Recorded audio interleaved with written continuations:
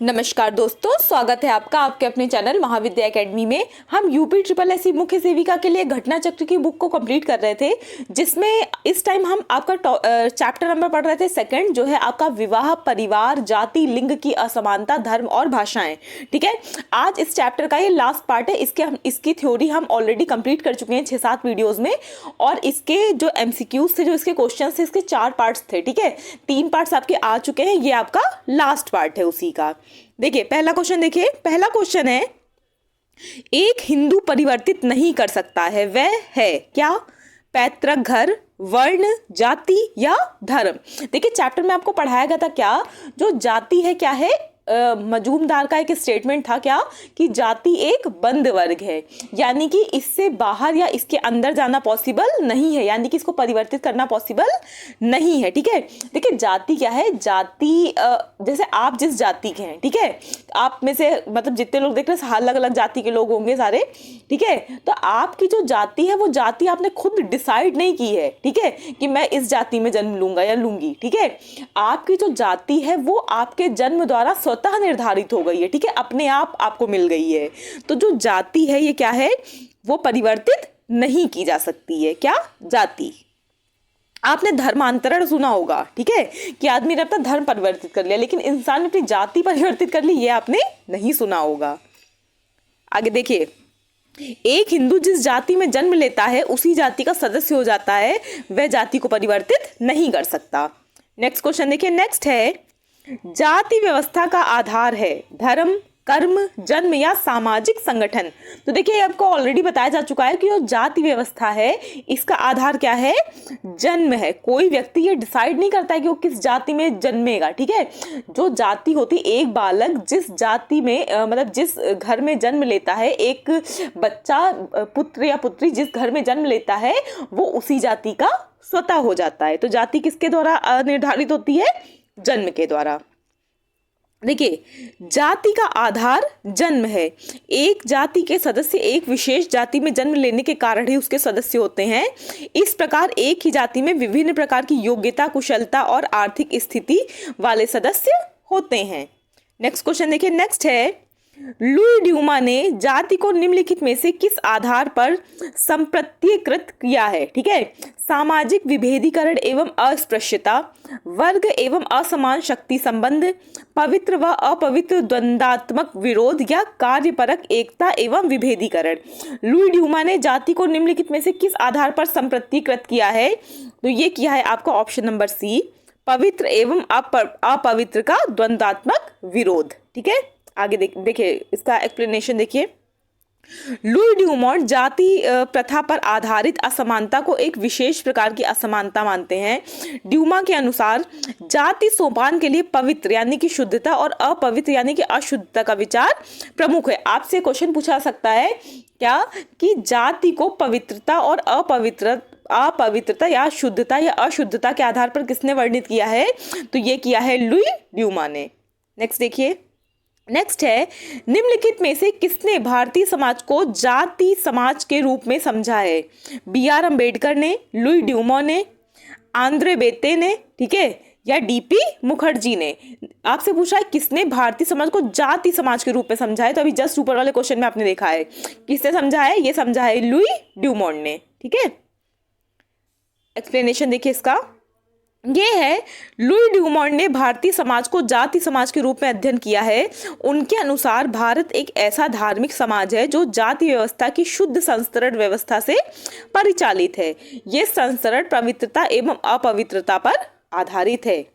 आगे देखिए, आगे है, निम्नलिखित में से कौन सा एक कथन जाति के लिए सही नहीं है?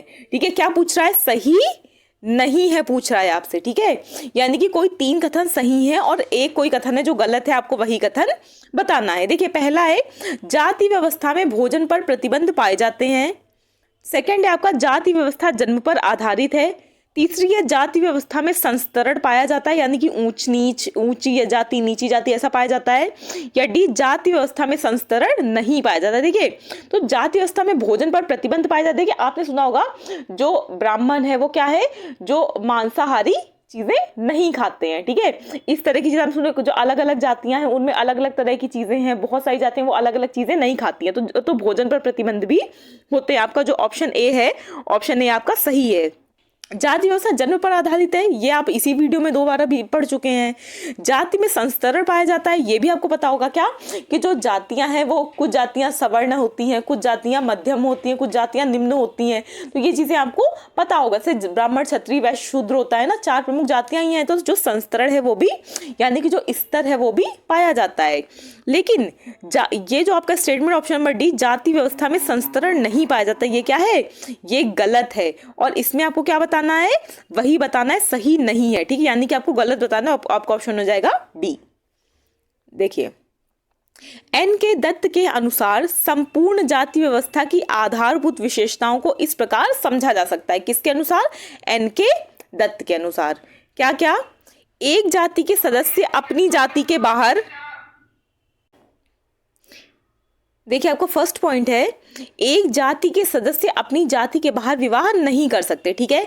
ये सारी क्या है, ये आप जाति की विशेषताएं पढ़ रहे हैं, ठीक है। दूसरी विशेषता देखिए, दूसरी है, एक जाति के सदस्यों पर दूसरी जाति के सदस्यों के साथ खान पान के संबंध रखने पर प्रतिबंध है, यद्यपि सभी जातियों के लिए ये प्रतिबंध समान प्रकृति के नहीं होते हैं। थर्ड देखिए, थर्ड है, अधिकांश जातियों के अपने निश्चित व्यवसाय होते हैं, ठीक है। जैसे जो ब्राह्मण है वो पूजा पाठ का काम करेंगे, जो आपके वैश्य हैं वो क्या करेंगे, व्यापार टाइप का काम करेंगे, ठीक है। आपने देखा होगा, मतलब कुछ जो सुनार लोग होते हैं उनकी कुछ स्पेसिफिक जातियां होती हैं, इस तरह के जो मतलब जो व्यवसाय है वो भी जाति आधारित हो सकते हैं। फोर्थ देखिए, सभी जातियों में ऊंच नीच का संस्तरण यानी कि हिरार्की होता है, जिसमें ब्राह्मणों की स्थिति सर्वोच्च है। आगे देखिए, आगे है, व्यक्ति की जाति उसके जन्म से निर्धारित होती है यदि उसे अपनी जाति के नियमों का उल्लंघन करने के कारण जाति से बहिष्कृत ना कर दिया जाए। 6 है आपका, संपूर्ण जाति व्यवस्था ब्राह्मणों की प्रतिष्ठा पर आधारित है, ठीक है। आपसे एक कोई एग्जाम हुआ था, उसमें ये क्वेश्चन स्टेटमेंट के तौर पे पूछा गया था, मुझे भी एग्जाम का नाम नहीं याद आ रहा है। नेक्स्ट देखिए, नेक्स्ट क्वेश्चन है, जाति व्यवस्था की रीढ़ की हड्डी है क्या, अंतर्विवाह, व्यवस्था का निर्धारण जन्म से, अस्पृश्यता या सामाजिक स्थिति का निर्धारण। तो देखिए, जो जाति व्यवस्था है ना, इसकी रीढ़ की हड्डी है अंतर्विवाह। देखिए, जैसे एक ही जाति के लोग हैं, वो जब आपस में विवाह करते रहेंगे तो वो जाति क्या होगा, वो आपस में वही जाति बढ़ती जाएगी। लेकिन जब एक जाति के लोग अन्य जाति से यानी कि बहिर्विवाह करने लगेंगे, इंटरकास्ट मैरिज करने लगेंगे, तो ये जो जाति वाला सिस्टम है ना, ये धीरे धीरे क्या पड़ता जाएगा, समाज में कमजोर पड़ता जाएगा, ठीक है। तो जो जाति व्यवस्था की रीढ़ की हड्डी है, ये किस पे टिकी है, ये टिकी हुई है अंतर्विवाह पे। आगे देखिए, है जाति व्यवस्था का संभवतः सबसे कठोर प्रतीक विवाह से संबंधित है, किसी भी व्यक्ति को अपनी जाति अथवा उपजाति के बाहर विवाह करने की अनुमति नहीं दी जाती। देखिए, वेस्टरमार्क ने क्या कहा है, वेस्टरमार्क के अनुसार अंतर्विवाह या इंडोगेमी जाति व्यवस्था का सार तत्व है और किसी भी सदस्य द्वारा इस नियम का उल्लंघन करना एक गंभीर अपराध समझा जाता था। आपसे ये स्टेटमेंट पूछा जा सकता है, ठीक है। ये स्टेटमेंट आप एक दो बार पढ़ लीजिएगा और चाहे नोट कर लीजिए। किसने कहा है कि अंतर्विवाह जाति व्यवस्था का सार तत्व है और किसी सदस्य द्वारा इसका नियम उल्लंघन करना एक गंभीर अपराध समझा जाता था, ये कहा है आपका वेस्टरमार्क ने। नेक्स्ट क्वेश्चन देखिए, नेक्स्ट क्वेश्चन है आपका, जाति एक ऐसी व्यवस्था है जिसके अंतर्गत एक समाज अनेक आत्म केंद्रित एवं एक दूसरे से पूर्णतः पृथक इकाइयों या जातियों में विभाजित रहता है। इन इकाइयों के बीच परस्पर संबंध ऊंच नीच के आधार पर सांस्कृतिक रूप से निर्धारित होते हैं। ये किसका कथन है, एस केतकर का, जे.एच. हट्टन का, हेरोल्ड गोल्ड का या आंद्रे बेते का। ये किसका कथन है, देखिए ये कथन है आपका इन चारों में से, ये कथन है आपका जे.एच. हट्टन का। किसका कथन है, जे.एच. हट्टन का कथन है। देखिए, जे.एच. हट्टन ने अपनी पुस्तक कास्ट इन इंडिया, बुक का नाम और ऑथर का नाम याद रखिएगा। क्या आज पूछा सकता है कि JH. Hutton caste in India किसकी पुस्तक है, तो ये पुस्तक है जे.एच. हट्टन की। जे.एच. हट्टन ने अपनी पुस्तक कास्ट एंड इंडिया में लिखा है, जाति एक ऐसी व्यवस्था है जिसके अंतर्गत एक समाज अनेक आत्म केंद्रित एवं एक दूसरे से पूर्णतः पृथक इकाइयों या जातियों में विभाजित रहता है। इन इकाइयों के बीच पारस्परिक संबंध ऊंच नीच के आधार पर सांस्कृतिक रूप से निर्धारित होते हैं। आगे देखिए, आगे है निम्नलिखित में से कौन सा कारक भारत में जाति असमानता के उन्मूलन का कारण है? कौन सा? विवाह बंधन, निरक्षरता तथा रूढ़िवाद, शिक्षा, जाति प्रतिष्ठा की भावना। तो कौन सा निम्नलिखित में से कौन सा कारक भारत में जाति असमानता के उन्मूलन का कारण है? तो ये है आपका शिक्षा, ऑप्शन नंबर सी। ठीक है, देखिए जाति में जो असमानता है, ऊंच नीच, छुआछूत, ये जाति ऊंची, ये जाति नीची, ये सब खत्म कब हो पाएगा? जब हम भारत को इतनी शिक्षा दे दें, लोगों को इतना अवेयर बना दें कि वो ये समझ पाए कि इस तरह की कोई चीज़ होती ही नहीं है। ठीक है, जो जाति है मतलब ये ऊंच नीच ये सब कुछ नहीं है। सबसे पहले क्या होना चाहिए? जो मानव कल्याण है, जो समाज की जो प्रगति है, जो विकास है, वो सर्वोपरि होना चाहिए। जब तक हम इन छोटी छोटी चीज़ों में बटे रहेंगे तब तक क्या रहेगा?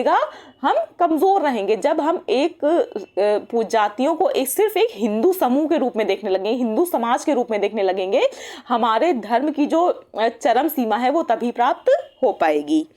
आगे देखिए, भारत में जाति असमानता के उन्मूलन का कारण शिक्षा है। जैसे जैसे शिक्षा प्राप्त करके निम्न जातियां जागृत होंगी, वे अपने अधिकारों के प्रति सचेत होंगी, जिससे जाति असमानता दूर होगी। नेक्स्ट देखिए, नेक्स्ट है हिंदू धर्म के पतन का मुख्य कारण है। ठीक है, जाति व्यवस्था, अस्पृश्यता, अंधभक्ति या इनमें से सभी। देखिए पहली बात तो क्वेश्चन ही गलत है कि हिंदू धर्म का पतन ना हुआ है ना होगा। ठीक है, लेकिन आपसे क्वेश्चन पूछ रहा है तो आपसे पूछ रहा है कि वो कौन सी चीजें हैं, इसकी लैंग्वेज थोड़ी सी चेंज होनी चाहिए थी, वो कौन सी चीजें हैं जिसके कारण हिंदू धर्म में कुछ कुरीतियां हैं। तो कौन कौन सी हैं? तो जाति व्यवस्था है, अस्पृश्यता है और अंधभक्ति। ये तीनों ही क्या है? इसका आंसर होगा, यानी कि तीनों ही क्या है? पतन के मुख्य कारण है। ऑप्शन होगा इसका डी। देखिए, हिंदू धर्म के पतन के मुख्य कारणों में हिंदू धर्म का रूढ़िवादी संस्था के रूप में परिवर्तित होना, इनमें देवदासी प्रथा, जाति व्यवस्था, अंतर्विवाह, अंधविश्वास, अस्पृश्यता, भौतिकवादी संस्कृति, नैतिकता का ह्रास होना प्रमुख है।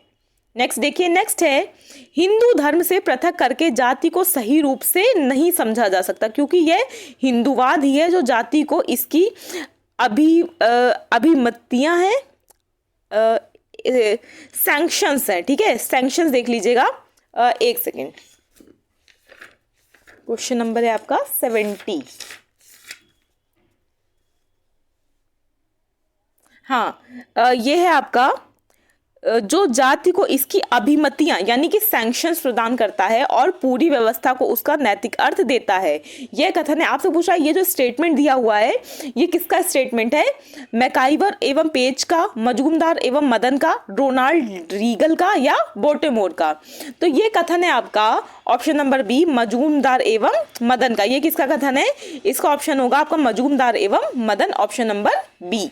देखिए, भारत में जाति सर्वव्यापी तत्व है। मजूमदार एवं मदन के अनुसार हिंदू धर्म से पृथक करके जाति को सही रूप से नहीं समझा जा सकता, क्योंकि यह हिंदूवादी है जो जाति को इसकी अभिमतियां प्रदान करता है और पूरी व्यवस्था को उसका नैतिक अर्थ देता है। किसने कहा है ये कहा है मजूमदार और मदन ने। आगे देखिए, नेक्स्ट क्वेश्चन है हिंदू के लिए धर्म का अनुभव या दृष्टिकोण है वह विचार ना होकर शक्ति है, एक बौद्धिक विषय ना होकर जीवन की आस्था है, धर्म ईश्वर के प्रति सिद्धांत ना होकर अंतिम सत्य के प्रति चेतना है। हिंदू धर्म की यह व्याख्या निम्नलिखित में से किसने किया? आपसे पूछा ये जो व्याख्या है हिंदू धर्म की ये किसने की है? पीवी कार्णे ने, विवेकानंद ने, एस राधाकृष्णन ने या शंकराचार्य ने। ठीक है, तो ये व्याख्या किसने की है?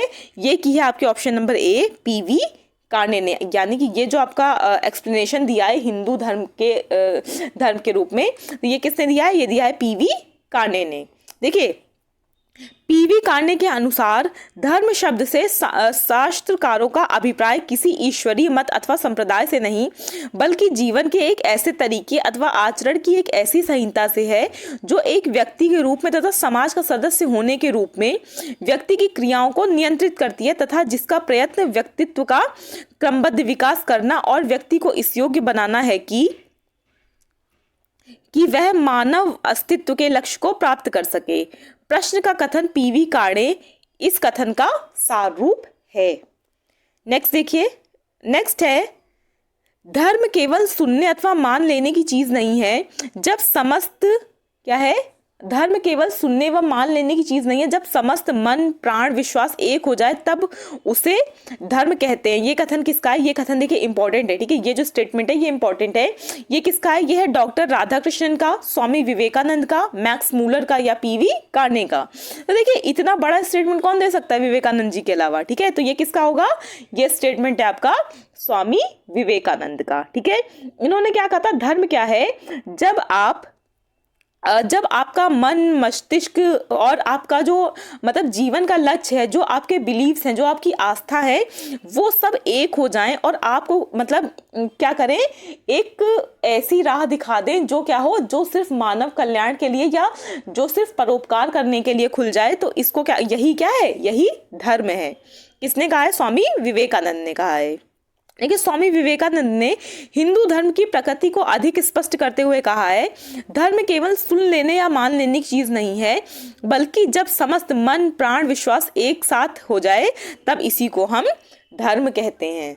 आगे देखिए, आगे है धर्म आध्यात्मिक शक्ति में विश्वास है। ये किसने कहा है? देखिए जो आपके ये छोटे छोटे एक एक लाइन के स्टेटमेंट होते हैं ना, ये बहुत इंपॉर्टेंट होते हैं और आपने देखा भी होगा एग्जाम में ये बहुत ज्यादा पूछे जाते हैं। तो ये किसने कहा है?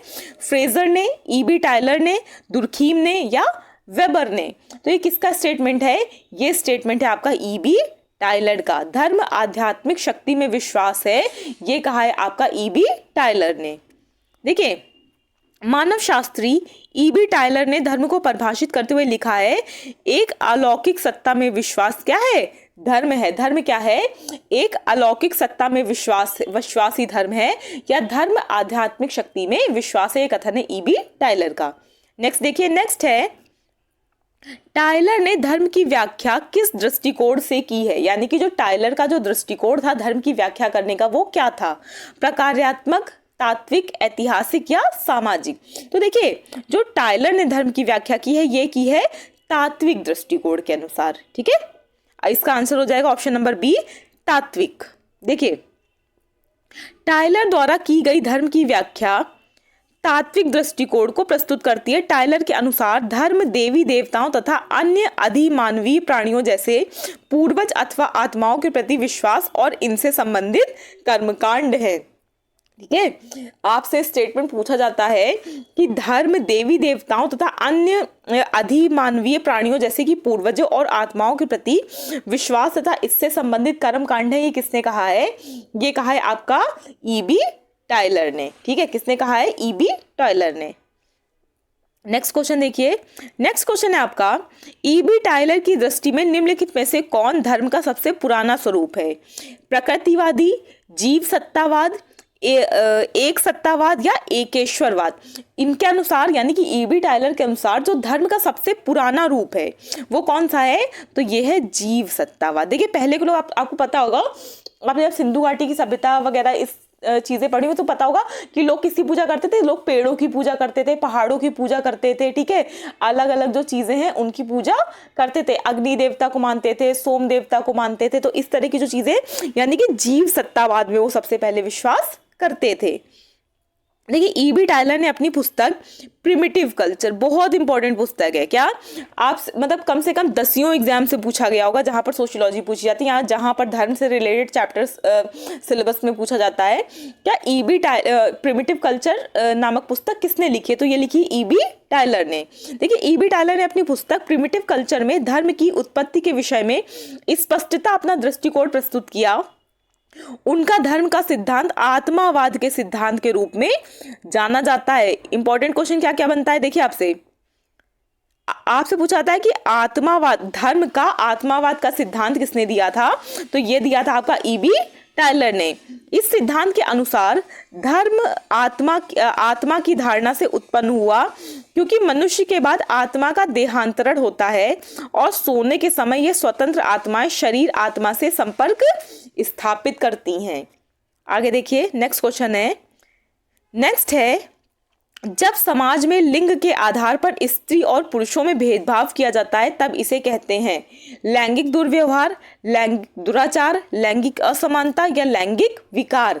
तो इसको कहते हैं, जब देखिए जब समाज में लिंग के आधार पर स्त्री और पुरुषों में भेदभाव किया जाने लगे तो इसी को क्या कहते हैं, इसी को कहते हैं लैंगिक असमानता, यानी कि दोनों को समान न समझा जाए, एक को ऊंचा एक को नीचा समझा जाए, तो इसी को क्या कहेंगे, इसी को कहेंगे लैंगिक असमानता। देखिए जब समाज में लिंग के आधार पर स्त्री और पुरुषों में भेदभाव किया जाता है तब इसको लैंगिक असमानता कहते हैं। नेक्स्ट देखिए, नेक्स्ट क्वेश्चन है, लैंगिक असमानता शब्द का उपयोग किन अर्थों में किया जाता है? जैविकीय रूप में, सामाजिक रूप में, ए और बी दोनों, या इनमें से कोई नहीं? तो देखिए जो लैंगिक असमानता है ना, ये क्या है, ये जैविकीय रूप में भी किया जाता है और सामाजिक। देखिए जो जैविकीय रूप है यानी कि प्रकृति के आधार पर भी जो मतलब स्त्री और पुरुष हैं उनके शरीर की बनावट में क्या है, डिफरेंस है। और सामाजिक रूप से भी यानी कि सोसाइटी में उनको दो अलग अलग मतलब नजरियों से देखा जाता है। तो ये क्या है, दोनों ही तरह से क्या है, इनके अर्थों में भिन्नता है। तो आपका ऑप्शन हो जाएगा ऑप्शन नंबर सी, ए और बी दोनों। देखिए लैंगिक असमानता शब्द का उपयोग जैविकी एवं सामाजिक दोनों रूपों में किया जाता है। आगे देखिए, भाषा के आधार पर बनने वाला पहला राज्य कौन सा है? जितने भी लोगों ने चैप्टर्स पढ़ा है उनको तुरंत आंसर याद आ गया होगा। तमिलनाडु, महाराष्ट्र, गुजरात या आंध्र प्रदेश? तो आपको कई बार बहुत फोकस होकर बताया गया था क्या, कि भाषा के आधार पर बनने वाला पहला राज्य कौन सा था? ये था आपका आंध्र प्रदेश। ठीक है, भाषा के आधार पर बनने वाला पहला राज्य आंध्र प्रदेश है, जिसका निर्माण 1953 में हुआ था। ये बस एक साथ याद रखिएगा कि बना कब था भाषा के आधार पर, 1953 में। नेक्स्ट देखिए, पाली भाषा का प्रयोग किस धर्म के लोगों द्वारा किया जाता था? जैन धर्म, बौद्ध धर्म, हिंदू धर्म या ईसाई धर्म? तो आपको ये पता होगा कि जो पाली भाषा का प्रयोग है, अगर आपने हिस्ट्री पढ़ी है, एंशिएंट हिस्ट्री पढ़ी है, प्राचीन भारत का इतिहास, तो आपको पता होगा जो पाली भाषा का प्रयोग है ये किस धर्म के लोग करते थे? तो ये करते थे बौद्ध धर्म के लोग। ठीक है, देखिए पाली भाषा का प्रयोग बौद्ध धर्म के लोगों द्वारा प्रयोग किया जाता था। ठीक है, किसके द्वारा? पाली भाषा का प्रयोग बौद्ध लोग करते थे। लास्ट क्वेश्चन है, इस क्वेश्चन के साथ ही आपका ये चैप्टर कंप्लीट हो जाएगा। देखिए, दक्षिण भारत में बोली जाने वाली प्रमुख भाषा है कौन सी? हिंदी, अंग्रेजी, पहाड़ी या कन्नड़? तो ये तो आप किसी फर्स्ट सेकंड क्लास के बच्चे से भी पूछ लीजिए कि जो दक्षिण के राज्य हैं, क्योंकि आजकल जो साउथ सिनेमा है वो भी बहुत ज़्यादा पॉपुलर है, तो सभी को पता होगा क्या कि दक्षिण भारत में यानी कि जो साउथ इंडिया है वहाँ पर कौन सी भाषा बोली जाती है?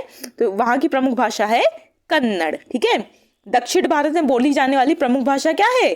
कन्नड़ है। देखिए पहाड़ी कहाँ बोली जाएगी? जो पहाड़ी क्षेत्र है वहां बोली जाएगी। ठीक है, हिंदी क्या है? हिंदी आपका नॉर्थ इंडिया यानी कि उत्तर भारत की भाषा है। और जो आपकी अंग्रेजी है ये वैसे तो वेस्टर्न की भाषा है, लेकिन अब इंग्लिश क्या है? एक ग्लोबल लैंग्वेज है। ठीक है, पूरी विश्व में प्रयोग की जाने वाली भाषा है। ठीक है, तो इसी के साथ जो आपका ये चैप्टर था, ठीक है, चैप्टर का नाम देख लीजिए, कौन सा? काफी बड़ा चैप्टर था ये, विवाह, परिवार, जाति, लिंग की असमानता, धर्म और भाषाएं। ये चैप्टर आपका पूरी तरह से कंप्लीट हो गया है। इसकी आप थ्योरी भी कंप्लीट कर चुके हैं और आज जो आपके 80 MCQ थे ये भी आपके कंप्लीट करा दिए गए हैं। तो अच्छे से पढ़िएगा, ये चैप्टर आपका काफी इंपॉर्टेंट है, लेकिन इस चैप्टर में बहुत ज्यादा कुछ नोट करने वाला, बहुत ज्यादा रटने वाला नहीं है। इस चैप्टर में ऐसी चीजें थी जो आधी से ज्यादा चीजें आपको ऑलरेडी पता होंगी, आपने कहीं ना कहीं पढ़ जरूर रखी होंगी। और अगर आप एक अवेयर नागरिक हैं तो आपने आधे ज्यादा चीजें न्यूज़पेपर या टीवी इन सब के द्वारा ही देखी, सुनी, पढ़ी होंगी। ठीक है, लेकिन बस जो कुछ चीजें हैं जो आपको फैक्ट्स के तौर पे पूछी जा सकती है, जैसे ये कथन किसने कहा है, ये पुस्तक किसकी है, ठीक है, ये कॉन्सेप्ट किसने दिया था, ये सब चीजें, इन सब चीजों के नोट्स बना लीजिए, क्योंकि एग्जाम में यही सब चीजें फोकस करके पूछी जाती है। ठीक है, वीडियो देखने के लिए thank you so much. Please like, share और सब्सक्राइब करते रहिएगा। वीडियो देखने के लिए thank you so much. Thank you.